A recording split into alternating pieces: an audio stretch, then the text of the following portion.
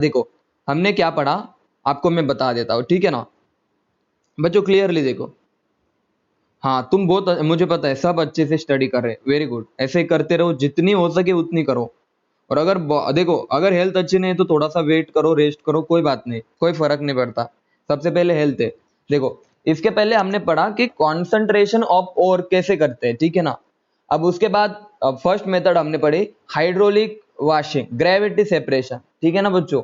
उसके बाद second method हमने कौन सी पढ़ी, हमने पढ़ा क्या क्या नाम था उसका, magnetic separation, magnetite, hematite, gold fall, हमने इनके फॉर्मूले भी देखे, ठीक है ना बच्चों अच्छे से। आज हम पढ़ेंगे फ्रोथ फ्लोटेशन मेथड, सबको दिखाई दे रहा है, फ्रोथ फ्लोटेशन मेथड, सही है। चलो अब इसको मैं इसको अच्छे से दिखाना शुरू करता हूँ। It is a base upon the difference in, देखो ये किसके ऊपर बेस है बच्चों, it is a base upon difference in wetting character of ore by oil, मतलब और ऑयल के अंदर वेट, वेट होना मतलब समझते हो ना, भीग जाना, भिगा देना है हमें और को ऑयल के अंदर, और किसको, और सर इम्प्यूरिटी को पानी के अंदर।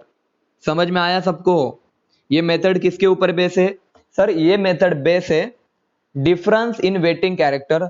बोले तो कौन किस में भीगना पसंद करेगा, हम बारिश में भीगेंगे क्योंकि हम इम्प्यूरिटी है, ओके सुनो, इम्प्यूरिटी बारिश में भीगना पसंद करेंगे, इम्प्यूरिटी को पानी पसंद है, और हमें यानी कि और को ऑयल पसंद है। तो ये बातें आपको याद होनी चाहिए अच्छे से, आपको क्वेश्चन आ सकता है, देखो कितना छोटा सा डिफरेंस है लेकिन क्वेश्चन आ जाएगा आपके एग्जाम में कि और किसमें वेट होना पसंद करेंगे फ्रोथ फ्लोटेशन मेथड में। तो याद रखना, और always try to wetted in oil, मतलब ऑयल के अंदर सोल्यूबल होना पसंद करेंगे, ऑयल से भीग जाएंगे ना कि पानी से। समझ में आया सबको, और इम्प्योरिटी का डिफरेंस, मैसेज करो।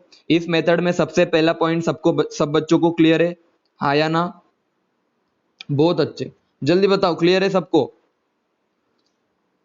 दूसरी बात समझना, mainly adopted for sulphide ore, याद रखना ये जो मेथड है फ्रोथ फ्लोटेशन, ये सल्फाइड ओर के लिए बनाई गई है मेनली, मैं मेनली वर्ड पे फोकस कर रहा हूं। समझ में आया सबको, दो पॉइंट, इसको छोटा ही रहने देता हूं, चलो थोड़ा बड़ा कर लेता हूं, ठीक है ना, इतना इतना सही है।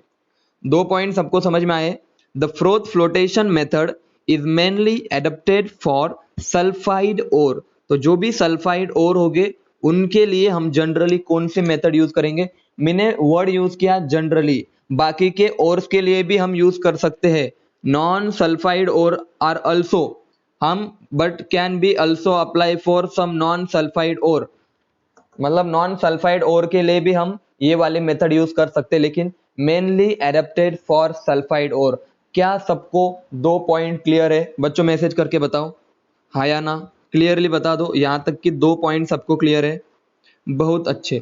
अब हमें क्या करना होता है, देखो हमारे पास स्टार्टिंग में बच्चों होता है और, हमारे पास और होता है, इसके साथ हम क्या मिलाएंगे, सुनना, इसके साथ हम मिलाएंगे वाटर, और के साथ इंप्यूरिटी होगी, आपको पता है भाई इंप्यूरिटी भी होगी ना, और के साथ इंप्यूरिटी होगी, इसके साथ पानी मिलाएंगे, और बच्चों पानी के साथ मिलाएंगे पाइन ऑयल, ऑयल ऑयल पे फोकस करो, कौन सा ऑयल, पाइन ऑयल, या फिर यूकैलिप्टस ऑयल, यूकैलिप्टस पता है सबको, यूकैलिप्टस पता है सबको, नहीं पता तो सर्च कर लेना, आपको उसका स्मेल आता है, मतलब बहुत अच्छा स्मेल आता है उस प्लांट के लिए उसका, ठीक है ना, आप देख लेना, यूकैलिप्टस, यूकैलिप्टस ऑयल या फिर पाइन ऑयल को हम यूज करेंगे किसके साथ, पानी के साथ, और के साथ, और इम्प्यूरिटी के साथ, इनका हमने मिक्सचर लिया।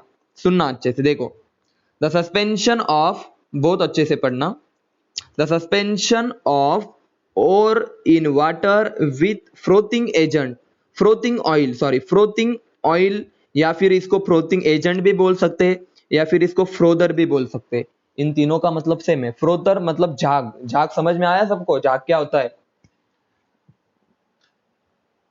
साबन को ऐसे या फिर डिटर्जेंट को पानी में डालो और उसको ऐसे शेक करो, आपको झाग मिल जाएगा, दैट इज कॉल्ड एज झाग। समझ में आया, तो देखो सस्पेंशन बोले तो जो भी हमें ऐड करना है, फेस फेस, ओके फेस बोलते हैं उसको, फेस, समझे। अब देखो जो भी और है बच्चों उसके साथ इम्प्योरिटी होगी, उसमें पानी ऐड करो, सुनो अच्छे से, उसमें पानी होगा, उसमें फ्रोदिंग ऑयल होगा जो कि झाग बनाएगा। इन सबको ऐड करो कहां से, इस एंड से, इस सबको ऐड करो इस वाले एंड से, यहां से ऐड करो। जैसे ही यहाँ पे आएगा ये वाला जो सॉल्यूशन होगा ना, इस सॉल्यूशन में क्या क्या होगा बताओ जल्दी। इस सॉल्यूशन में सर ऑयल होगा, पाइन ऑयल होगा जो कि फ्रोदिंग एजेंट का काम करेगा, झाग बनाएगा। दूसरी बात, पानी होगा और होगा, इंप्योरिटी होगी, सारी चीजें होगी। और ऊपर से हमने ऐड किया एयर ब्लोअर, मतलब ये समझ में आ रहा है ना सबको, या फिर मैं सिंपल इसमें ये कर देता हूं, एक फैन की तरह एक ऊपर से मैंने ऐड कर दिया और इसको मैं रोटेट कर रहा हूं, इसके अंदर इसको मैं रोटेट कर रहा हूं। और रोटेट करने से क्या होगा बताओ जल्दी, झाग बनेगा। अरे हाँ या ना, रोटेट करने से क्या बनेगा बच्चों, झाग बनेगा। बोलो भाई क्लियर है सबको, रोटेट करने से बनेगा झाग। या फिर मैंने यहाँ पे एडवांस टेक्निक यूज की, एयर ब्लोअर ऐड किया जहां से बबल बनेंगे। ये किसके बबल, ये बबल क्यों बनेंगे, ड्यू टू पाइन ऑयल। अब सुनो अच्छे से, अब होगा क्या सर, अब होगा क्या सर, बहुत ही ध्यान देके सुनना मेरी बात को। नेक्स्ट पढ़ता हूं मैं, देखो नेक्स्ट चीज क्या है, होगा क्या, देखो यहां पे लिख देता हूं। ये वाली चीज पढ़ो पहले सबसे, ये वाली चीज पढ़ो, सबको स्क्रीन दिखाई दे रही है ना। Function of pine oil oblique camphor oil भी बोलते, पाइन ऑयल भी बोलते, इकैलिप्टस ऑयल भी बोलते, हमारी मर्जी। इट डिक्रीजेस सरफेस टेंशन, चलो ये सरफेस टेंशन की बातें मैं नहीं करता, सिंपल बोल देता हूं। It is help to formation of froth become easier, इससे क्या होगा, फ्रोथ इजीली बनेगा। पाइन ऑयल एक फ्रोदर है, एक फ्रोथिंग एजेंट है। It help to formation of froth easily. समझ में आया सबको, पाइन ऑयल का क्या फंक्शन था बताओ जल्दी। ये बात सबको समझ में आई, पाइन ऑयल ऐड, ये तो सबको पता है। अब दूसरी बात सुनो, बहुत अच्छे से सुनो। अब आपको सिंपल इसमें मैं क्या बताना चाहता हूं, तो देखो पहले बता देता हूं मैं क्या किया अभी तक। देखो होगा क्या बच्चों, देखो यहाँ पे जो और था, सुनो इसके अंदर क्या क्या था, इस सॉल्यूशन के अंदर और था और इम्प्योरिटी थी। तो मैंने बोला इम्प्योरिटी नीचे रहेगी आपके पानी के साथ, और जो और था ना, ये और कहां पे चला जाएगा बताओ जल्दी, ये और चला जाएगा ऊपर की तरफ, क्योंकि और किस में सोल्यूबल है, ऑयल के अंदर। यानी कि और को ऑयल सराउंड कर देगा और पानी से ऊपर ले जाएगा। समझ में आया सबको। यानी कि जो फ्रोथ होगा ना, इस फ्रोथ के अंदर क्या होगा जल्दी बोलो, इसके अंदर होगा और, यस और नो, सल्फाइड और, जनरली सल्फाइड और होगा। और नीचे होगी आपकी इंप्योरिटी। बोलो भाई क्लियर है सबको, यहां तक की बातें मैसेज करो, मैसेज करके बताओ क्लियर है यहां तक की बातें।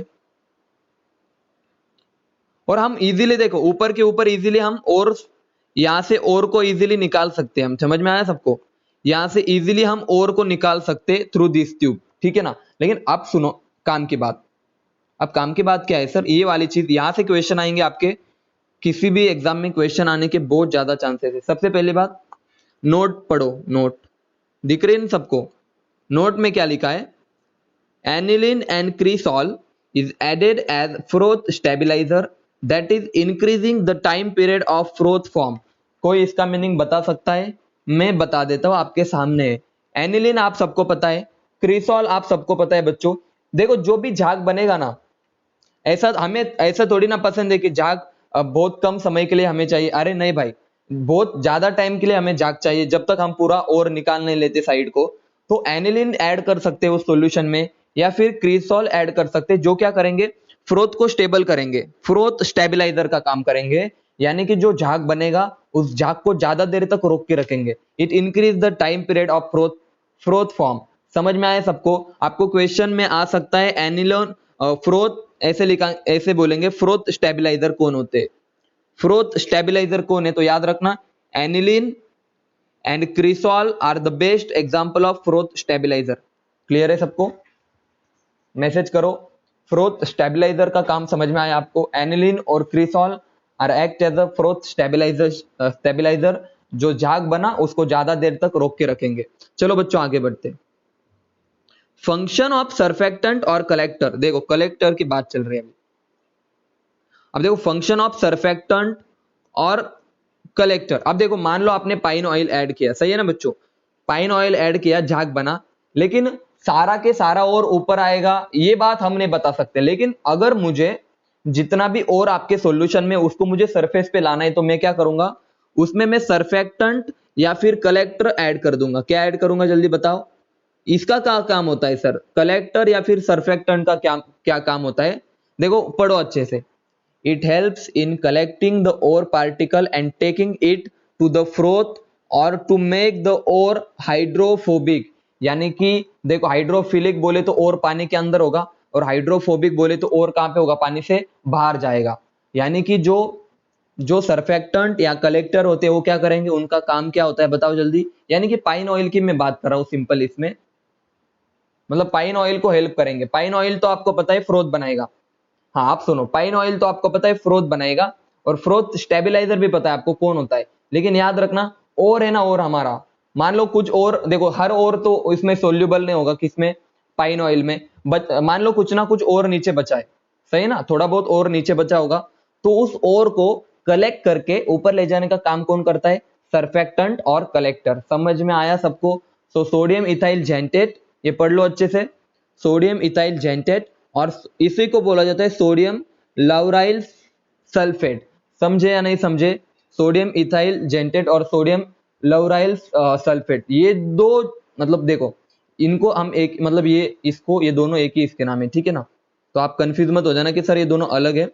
सोडियम इथाइल जेंटेट बोलो या सोडियम लाउराइल सल्फेट बोलो, ये दोनों का काम क्या होता है बोलो, सरफेक्टेंट की तरह काम करेंगे। और कलेक्टर आप किसी एक मतलब दोनों का मीनिंग सेम है, कलेक्टर बोलो या फिर सरफेक्टेंट बोलो। ये बात सबको क्लियर है, मैसेज करके बताओ। और को नीचे से ऊपर ले जाने का, और को नीचे से फ्रोथ में ले जाने का काम बोले तो पानी में से निकाल के हाइड्रोफोबिक बनाने का काम कौन करेगा, सरफेक्टेंट और कलेक्टर, सोडियम इथाइल जेंटेट। अब देखो अब एक्चुअल में क्या होता होगा सर, तो देखो मैं इसको आगे पढ़ा देता हूं, आपको ज्यादा अच्छे से समझ में आएगा। अभी इस वाले चित्र को देखो, ये चित्र देखो, दिख रहा है सबको, बोलो भाई। ये चित्र देखो, अब मैं बता रहा हूं, देखो समझाता हूं, अभी मेरी बारी है। अभी देखो ये जो कार्बन वाला पार्ट है ना, आपको पता है कार्बन पोलर नहीं होता, नॉन पोलर है, तो ये हाइड्रोफोबिक होगा। और ये देखो नॉन पोलर पोलर है, पॉजिटिव निगेटिव है, तो ये क्या होगा आपका, ये पोलर होगा, तो ये पानी में सोल्यूबल हो जाएगा। देख भाई ये वाटर में सोल्यूबल हो जाएगा बच्चों, लेकिन इधर वाला पर वाटर में इनसोल्यूबल होगा। अब मैं इन दोनों को दिखाता हूं इस तरीके से, इस मॉलिक्यूल को मैं इस तरीके से दिखाता हूं। देखो नीचे दिख रहा है सबको, ये वाला देखो, ये वाला देखो सर, ये वाला पार्ट हाइड्रोफोबिक है और ये वाला पार्ट हाइड्रोफिलिक है। समझ में आया सबको। सोडियम इथाइल जेंटेट में ये दो पार्ट आपको समझ में आए, एक होता है हाइड्रोफिलिक और एक होता है हाइड्रोफोबिक। एक पानी से डरता है, एक पानी को प्यार करता है, एक पानी से दूर भागता है, एक पानी से प्यार करता है। बोलो भाई क्लियर है सबको, हाइड्रोफिलिक और हाइड्रोफोबिक, मैसेज करो। अब क्या होगा, मान लो मेरे पास और है, बहुत अच्छे से सुनना इस चीज को, देखो ये और है हमारे पास, और के साथ मान लो, बहुत अच्छे से सुनना, ये जो हाइड्रोफिलिक पार्ट था, ये पॉजिटिव निगेटिव पार्ट था, देखो इंटरेक्शन होगा ना कुछ ना कुछ, ये और है और इनमें पॉजिटिव निगेटिव इंटरेक्शन होगा, बोले तो ये और के साथ चिपक जाएंगे। जो हाइड्रोफिलिक पार्ट था और के साथ चिपक जाएगा। अब ये कौन सा पार्ट है, मैसेज करके बताओ, ये कौन सा पार्ट है, हाइड्रोफोबिक, सही है ना, ये भी हाइड्रोफोबिक पार्ट है, तो पानी से दूर भागेगा, बोले तो ये पानी के ऊपर आ जाएगा। समझ में आया सबको किस तरह से हमने सोडियम इथाइल जेंटेट को अंदर ऐड किया सॉल्यूशन के अंदर, उसने किसको पकड़ा, और को पकड़ा हाइड्रोफिलिक पार्ट से, और जो बाहर हाइड्रोफोबिक पार्ट था उसके थ्रू आपको पता है नीचे तो पानी है, तो वो सारा के सारा और कहां पे आ जाएगा, सरफेस पे आ जाएगा। समझ में आया सबको, become hydrophobic and goes away from water reaches to the froth. क्या सबको कलेक्टर या सरफेक्टेंट का काम समझ में आया बच्चों, मैसेज करो हाँ या ना। कलेक्टर और सरफेक्टेंट का सबको काम क्लियर है। आगे बढ़ते, आगे बढ़ते अभी। अब डिफ्रेसेंट भी होते हैं कुछ कुछ, डिफ्रेसेंट क्या करेंगे आप खुद से बताओ यार, डिप्रेसेंट क्या करेंगे सर, डिप्रेसेंट क्या करेंगे, it suppress the floating character of the particular ore. बोले तो मान लो कोई और ऊपर घूम रहा है, अरे और जो होता है ना, हमने और को ऊपर ले गया, और को ऊपर ले गए, और ऊपर आ गया, वो घूम रहा है मजे से, अरे डिप्रेसेंट आएगा इसको डिप्रेस कर देगा, बोलेगा निकल नीचे, ये ये नीचे आ जाएगा। समझ में आया, it suppress the floating character of a particular ore. समझ में आया, मैसेज करो क्लियर है सबको। या फिर हम मान सकते हैं, हाँ चलो अच्छे से, आई होप ये समझ में आ रहा होगा। डिप्रेशन का काम, कोई और ऊपर आ गया तो उसको क्या कर देगा, उसकी उसकी एबिलिटी सप्रेस कर देगा, भाई तू अभी नीचे जा, ऐसे डिप्रेशन। एक्टिवेटर क्या करेगा आप खुद से बताओ, it improve the floating character of the particular ore. भाई सिंपल है ना, आपको समझ में आ रहा है। मान लो कोई डिप्रेसेंट हमने ऐड किया तो क्या करेगा, वो फ्लोटिंग कैरेक्टर को कम कर देगा। एक्टिवेटर क्या करेगा, किसी की फ्लोटिंग कैरेक्टर को बढ़ा देगा। एंड समटाइम्स, हाँ देखो, अगर कोई नॉन सल्फाइड ओर है, आप मजे की बात सुनो, एक्टिवेटर का काम क्या है। मान लो कोई नॉन सल्फाइड ओर है जो कि मतलब फ्लोट नहीं होता, आपको पता है, मैंने बताया था फ्रोथ फ्लोटेशन में हम सल्फाइड ओर यूज करते हैं, ठीक है ना। लेकिन मान लो हमारे पास नॉन सल्फाइड ओर है, लेकिन इसको भी फ्लोट करवाना है हमें, तो हम एक्टिवेटर ऐड करेंगे, क्योंकि एक्टिवेट हो जाएगा ना, फिर नॉन सल्फाइड ओर भी एक्टिवेट हो जाएगा और वो आ जाएगा ऊपर की तरफ। तो क्या आपको एक्टिवेटर का काम समझ में आया अच्छे से? मैसेज करके बताओ भाई, क्लियर है सबको? एक्टिवेटर, डिप्रेसेंट, कलेक्टर, सरफेक्टेंट, एक ही है ना दोनों भी? जल्दी बताओ सबको क्लियर है यहां तक की सब बातें? आई होप सबको अच्छे से क्लियर है। अब देखना, अब देखना अच्छे से मैं क्या बताना चाहता हूं। अब मैं एग्जांपल देता हूं आपको, दो एग्जांपल। ये एग्जांपल अच्छे से देखो। कहां पे गया रे, भाग गया क्या? भाग मत रे तू प्लीज, बहुत इंपॉर्टेंट बात चल रही है। हाँ ये एग्जांपल देखो, ठीक है बच्चों, इस वाले एग्जांपल को अच्छे से देखो, दिख रहा है सबको? देखो मेटलर्जी हम एकदम धीरे धीरे पढ़ेंगे, बहुत ज्यादा टाइम है हमारे पास, कोई जल्दबाजी नहीं करेंगे, ठीक है। इनऑर्गेनिक को एक साइड से पढ़ेंगे, उसको उसका टाइम देंगे। मार्क्स नहीं जाने चाहिए हमें, जल्दबाजी से मार्क्स चले जाएंगे, पता है आपको, इसीलिए मैं जल्दबाजी नहीं कर रहा।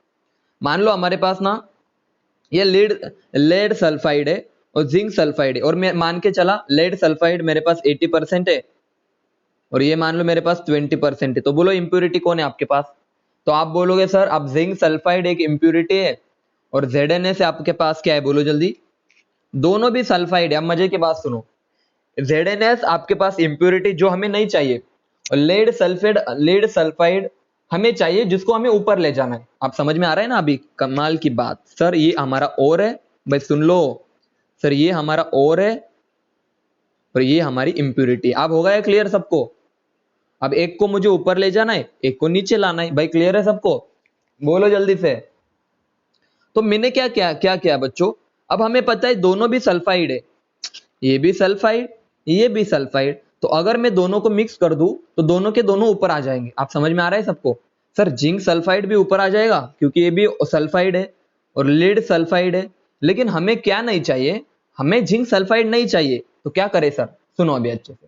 हमने क्या किया, इस चीज को रोकने के लिए बाहर से KCN या NaCN किसी एक को ऐड किया।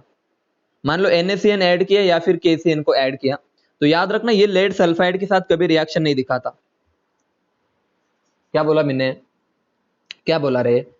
NaCN लेड सल्फाइड के साथ रिएक्शन नहीं दिखाता, तो मैंने बोला नो रिएक्शन। सुनना अच्छे से, मैंने क्या लिखा यहाँ पे? नो रिएक्शन, रिएक्शन नहीं हुई, नो रिएक्शन। लेकिन NaCN और KCN की अगर रिएक्शन में जिंक सल्फाइड के साथ करूं तो आपको पता है क्या, दे डू नॉट रिएक्ट। सुनो, इसके साथ रिएक्ट नहीं हुई, इसके साथ रिएक्शन नहीं हुई, लेकिन लेकिन सुनना, अगर जिंक सल्फाइड की रिएक्शन मैंने इसके साथ की तो क्या होगा बच्चों? तो हमारे पास ये कोऑर्डिनेशन कॉम्प्लेक्स बना। इस कॉम्प्लेक्स को एक बार देख लो, ज्यादा मत देखो, थोड़ा सा ही देख लो। जिंक टेट्रा सायनो जिंकेट, क्योंकि आनायन है ना, टेट्रा सायनो जिंकेट। तो ये वाली बनी हमारे पास, ये वाला बना सोल्यूबल कॉम्प्लेक्स। अब मुझे आप थोड़ा सा बताओ, खुद से बताओ, हमारे पास क्या क्या था? अब मुझे बताओ हमारे पास क्या क्या था? बच्चों बताओ हमारे पास सॉल्यूशन में क्या क्या था, जल्दी बताओ। हमारे पास सॉल्यूशन में क्या क्या था, बोलो जल्दी। हाँ इसको नजर लग गई। देखो हमारे पास कौन कौन था? जिंक सल्फाइड था, लेड सल्फ, देखो लिख तो उल्टा रहा हूं लेकिन बोल तो सही रहा हूं ना। जिंक सल्फाइड और हाँ ये दोनों चीजें थी, बहुत अच्छे। अब हमने क्या किया, इसके ऊपर KCN ऐड किया, KCN बहुत अच्छे, KCN ऐड किया। अब होगा क्या सर? सर इसमें से लेड तो रिएक्ट नहीं करेगा, लेकिन जिंक करेगा, तो जिंक नीचे रह जाएगा। अरे सोल्यूबल कॉम्प्लेक्स जिंक तो नीचे रह जाएगा और लेड हमारे पास चला जाएगा ऊपर। बोले तो सर ये ना ये डिप्रेसेंट का काम करती है, डिप्रेसेंट का, फॉर जिंक सल्फाइड, समझे? जिंक सल्फाइड के लिए डिप्रेसेंट का काम करती है KCN, उसको डिप्रेस कर देंगे, भाई तू नीचे जा। आप समझे सबको डिप्रेसेंट का मतलब? बच्चों मैसेज करके बताओ, डिप्रेसेंट का मीनिंग क्लियर है सबको अभी? बहुत अच्छे से क्लियर है, ओके ओके। वेरी गुड, आगे बढ़े, आगे बढ़ देते। ये वाला देखो, देखो अब मान लो हमें, सुनो एक और चीज हम क्या कर सकते हैं, बहुत अच्छे से सुनो। मान लो अभी जिंक सल्फाइड को हमें ऊपर ले जाना है, इसको ऊपर ले जाना है, तो हम क्या करेंगे पता है आपको? हम, सुनो बहुत अच्छे से सुनो मैं क्या बता रहा हूं। मान लो हमारे पास ओर है, देखो ये जिंक सल्फाइड ओर है हमारे पास, ये जिंक सल्फाइड है, जो कि सुनना अभी अच्छे से, जो भी जिंक सल्फाइड बनता है ना बच्चों, इसकी इतनी अच्छी एबिलिटी नहीं होती ऊपर जाने की, मतलब वो अमर है, आप बोल सकते हैं हमें वो अमर है, उसको टपकाना है। जिंक सल्फाइड की इतनी एबिलिटी नहीं होती फ्रोथ में जाने की, नीचे से ऊपर, मैं नीचे से ऊपर की बात क्यों कर रहा हूँ, पानी से फ्रोथ की बात कर रहा हूँ, ठीक है ना। आप बोलोगे सर आप जिंक सल्फाइड मरने वाला है, ऊपर जाने वाला है, सही ना। हाँ, जिंक सल्फाइड जो है ना, उसकी इतनी अच्छी एबिलिटी नहीं होती फ्रोथ में जाने की, ठीक है ना, उसमें इतनी एबिलिटी नहीं होती। तो हमने क्या किया बच्चों, हमने क्या किया, कॉपर सल्फेट को ऐड किया। अब जैसे ही कॉपर सल्फेट को ऐड किया ना, हमारे पास क्या बना सॉल्यूशन में, कॉपर सल्फाइड बना। समझ में आया सबको? जिंक सल्फ, इसको बस देखते जाओ, इसको कोई आपको यहां से एज सच कोई एग्जाम में क्वेश्चन नहीं आएगा, मैं बताऊंगा कहां से क्वेश्चन आने वाले हैं, ठीक है ना। बस मैं आपको कंसेप्ट समझा रहा हूं, मुझे क्या बताना है। तो ये जो ये कॉपर सल्फाइड जो बना ना, इसकी एबिलिटी अच्छी होती, तो ये क्या करेगा, इस जिंक के ऊपर ऐसी लेयर बना देगा खुद की। ये कॉपर सल्फाइड इस जिंक सल्फाइड के ऊपर, ये जो हमारा ओर है ना, और इसके ऊपर अपनी लेयर बना देगा, और फिर ये जिंक सल्फाइड कहां पे चला जाएगा, ऊपर की तरफ चला जाएगा। या फिर ये रिएक्शन को अच्छे से देखो, मैं बस इतना समझाना चाहता हूं कि ये जो कॉप, मान लो, या फिर इसको और अच्छे से समझो, मैं तुम्हें दूसरा एग्जांपल बना के दिखाता हूं, बहुत एकदम आप सब रिलैक्स हो जाओ और देखो। मान लो मेरे पास एक सॉल्यूशन है, इस सॉल्यूशन के अंदर ओर है, और समझते हो ना, अभी कोई ओर है, और इस ओर के साथ ZnS है, इस ओर के साथ ZnS है, ठीक है ना, इसके साथ ZnS है। हमने इसके अंदर डाला कॉपर सल्फेट, इस कॉपर सल्फेट ने किसके साथ रिएक्ट किया, जिंक सल्फाइड के साथ। क्या बना, क्या बना बोलो, कॉपर सल्फाइड बना। अब कॉपर सल्फाइड क्या करेगा, ये जो आपका ओर है ना, इस ओर के ऊपर अपनी लेयर बना देगा, ऐसे लेयर, इसके ऊपर लेयर बना देगा। A layer of copper sulphide is form on the ore, और आपका ओर कहां पे चला जाएगा, ऊपर की चला जाएगा। बोले तो copper sulphate is act as a activator for this ore. समझ में आया सबको मैंने क्या बताया, जल्दी बताओ, ये बातें क्लियर है सबको? इस रिएक्शन को एक बार देख लेना, जिंक सल्फाइड की रिएक्शन कॉपर सल्फाइड के साथ की ना, तो जो ये जो बनेगा ना कॉपर सल्फाइड, ये जो भी ओर होगा उस ओर के ऊपर क्या बना देगा, एक लेयर बना देगा। मान लो यहाँ पे और उन्होंने क्या लिया पता है, जिंक सल्फाइड एक और है, तो जिंक सल्फाइड के ऊपर लेयर बना देगा कॉपर सल्फाइड की, ये वाली, और ऊपर चला जाएगा। सिमिलरली यहाँ पे मेल्चाइट ग्रीन है, देखो मेल्चाइट ग्रीन नाम का एक आपका और होता है, देखो कॉपर हाइड्रोक्साइड CuOH2, इसको याद रख लो, एग्जाम में बहुत बार क्वेश्चन आ चुका है यहाँ से। कॉपर मेल्चाइट ग्रीन का फॉर्मूला बताओ, कॉपर हाइड्रोक्साइड और कॉपर कार्बोनेट, इस फॉर्मूले को याद रखो, ठीक है ना बच्चों। अभी इसकी रिएक्शन सोडियम सल्फाइड के साथ हमने की, इसकी रिएक्शन अगर सोडियम सल्फाइड के साथ की, याद रखना, तो होगा क्या यहाँ पे, होगा क्या, देखना अच्छे से। जो भी मान लो ओर है हमारा, मान लो कोई भी ओर है, यहाँ पे पहली बात मेल्चाइट ग्रीन की रिएक्शन हमने किसके साथ की। अब मान लो यहाँ पे और कौन है, हमारा मेल्चाइट ग्रीन है, बहुत अच्छे से यहाँ पे और उन्होंने कौन सा लिया हुआ है, ये मेल्चाइट ग्रीन आपका और है, और इसकी रिएक्शन हमने किसके साथ की, सोडियम सल्फाइड के साथ की। क्या बना, कॉपर सल्फाइड बनेगा। यहाँ पे जैसे बन रहा था ना कॉपर सल्फाइड, यहाँ पर भी कॉपर सल्फाइड बनेगा, लेकिन ये कॉपर सल्फाइड मेल्चाइट ग्रीन के ऊपर अपनी लेयर बना देगा इस तरह से, और फिर मेल्चाइट ग्रीन भी कहां पे चला जाएगा, फ्रोथ में चला जाएगा। तो बस मुझे इतना बताना था, ये एग्जांपल कोई याद करने की जरूरत नहीं, यहाँ पे मैंने एक ही बात बताई, मेल्चाइट ग्रीन का फॉर्मूला एक बार देख लेना, ठीक है ना, इसको अच्छे से देख लेना। बस मुझे ये बताना था कि एक्टिवेटर और डिप्रेसेंट किस तरह से काम करते हैं, समझ में आया? अभी बोलो भाई, क्लियर है सबको बच्चों, एक्टिवेटर और डिप्रेसेंट किस तरह से काम करते हैं, सबको क्लियर है, हाँ या ना बताओ? ओके, अच्छी बात है, आगे बढ़े। अभी देखो, हाँ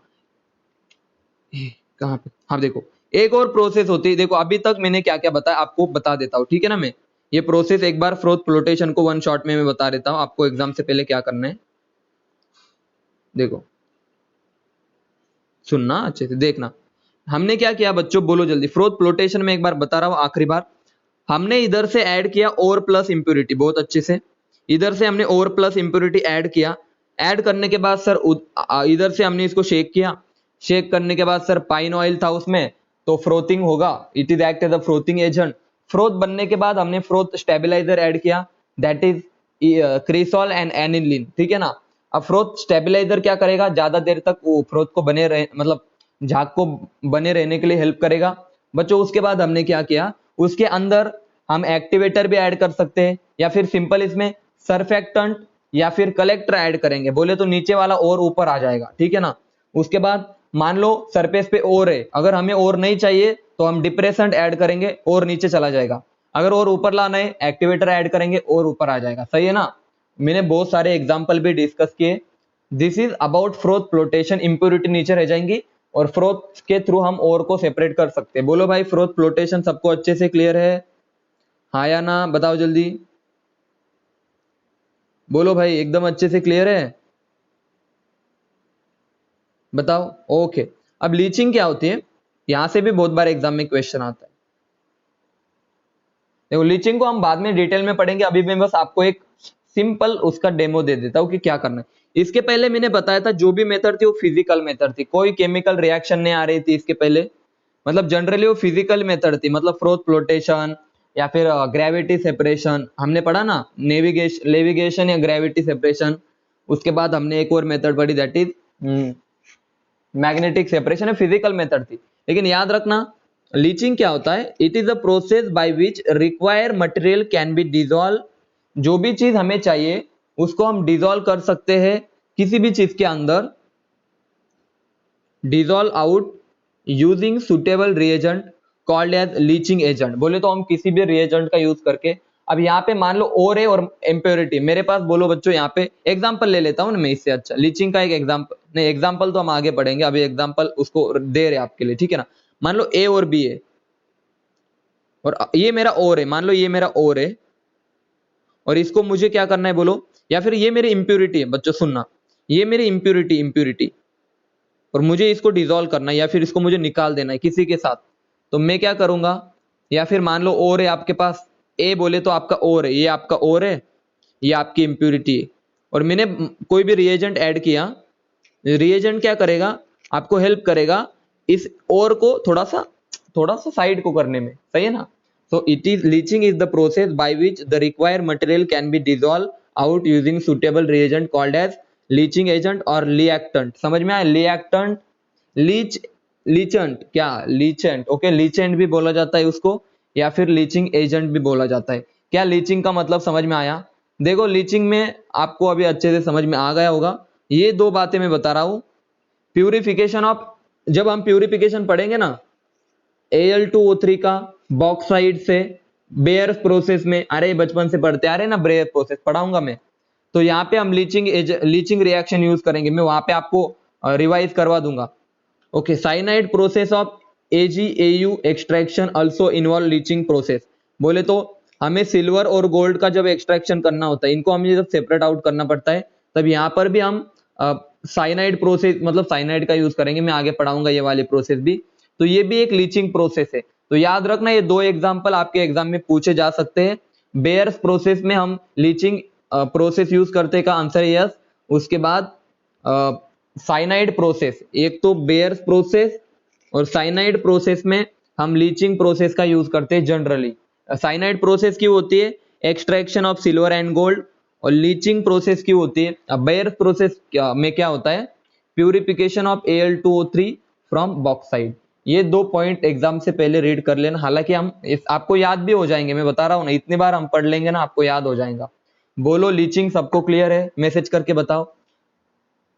क्या कॉन्सेंट्रेशन मेथड सबको क्लियर है। अभी तक जितने भी मैंने कॉन्सेंट्रेशन मेथड पढ़ाए, कौन कौन से पढ़ाए मैंने, हाइड्रोलिक वॉशिंग या उसको हम लेविगेशन बोलते थे, ठीक है ना बच्चों। उसके बाद हमने पढ़ा मैग्नेटिक सेपरेशन, फ्रोथ फ्लोटेशन और लीचिंग, या यहाँ पे रिएजेंट यूज करते लीचिंग में। आई होप आप